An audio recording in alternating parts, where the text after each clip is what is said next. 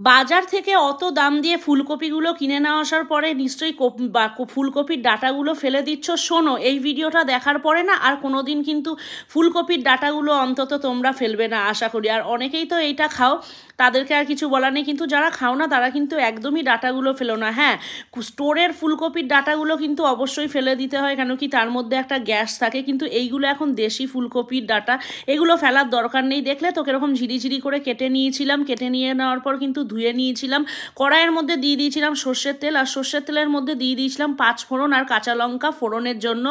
কিন্তু তারপরে কিন্তু সব মানে ফোড়নটা ভালো করে একটুখানি যেই ফ্লেভারটা বেরোবে, ভাজা ভাজা হবে, তারপরেই কিন্তু দিয়ে দিতে হবে কপির ডাঁটাগুলো।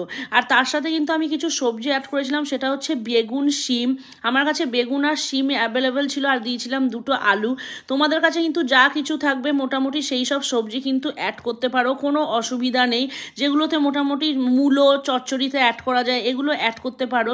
আর কিন্তু আমি কিন্তু এই কপির ডাঁটা অনেকে ভাপিয়ে নেয়, আমি কিন্তু সেদিনকে একদমই গরম জলে ভাপাইনি, কেন কি এতটাই কচি ছিল, ওগুলো ভাপানোর কোনো দরকার ছিল না, আর কোনো রকম গ্যাসটা কিন্তু ছিল না। আর এরকম করে কিন্তু পোস্ত দিয়েও খাওয়া যায়, তো আমার কাছে পোস্তটা সেদিনকে ছিল না বলে আমি পোস্ত ছাড়াই চচ্চড়ির মতন করেছিলাম। তারপর কিন্তু পুরো সবজি কপির ডাঁটা সব কিছু কিন্তু কড়াইয়ের মধ্যে সেরে দেওয়ার পর কিন্তু এই রান্না কিন্তু একটু ধৈর্য নিয়ে করতে হবে, এটা নাকি দিলেই হয়ে যাবে। ঢাকা দিয়ে দিয়েছিলাম অল্প নুন দিয়ে, তারপর কিন্তু নুন দিয়ে দেওয়ার পর কিন্তু এরকম ঢাকা দিয়ে রেখে রেখে সিম করে গ্যাসের আঁচ মুছতে দিতে হবে তরকারিটা। এই রান্না কিন্তু একদমই গ্যাসের জোর বেশি করে দেওয়া যাবে না, তাহলে কিন্তু কিছুই হবে না, সেদ্ধ হবে না, একদম কাঁচা কাঁচা থাকবে।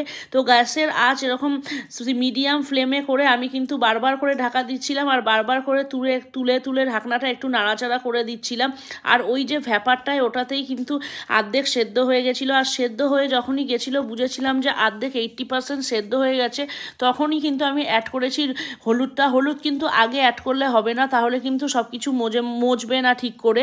যখন অর্ধেক মজে যাবে তখনই কিন্তু হলুদ অ্যাড করতে হবে।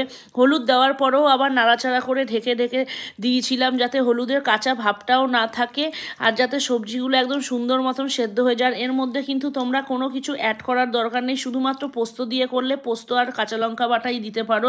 আমি এখানে পোস্ত দিইনি বলে শুধুমাত্র কাঁচা লঙ্কাটাই দিয়ে দিয়েছি ফোড়নে। আর দেখো এখন কিন্তু যখন ধনেপাতা দেওয়ার টাইম এসছে তখন কিন্তু আমার সবজিটা পুরো ডান হয়ে গেছে, তাই ওপর দিয়ে দিয়েছি ধনেপাতা কুচি, আর দিয়ে দিয়েছিলাম অল্প পরিমাণে চিনি।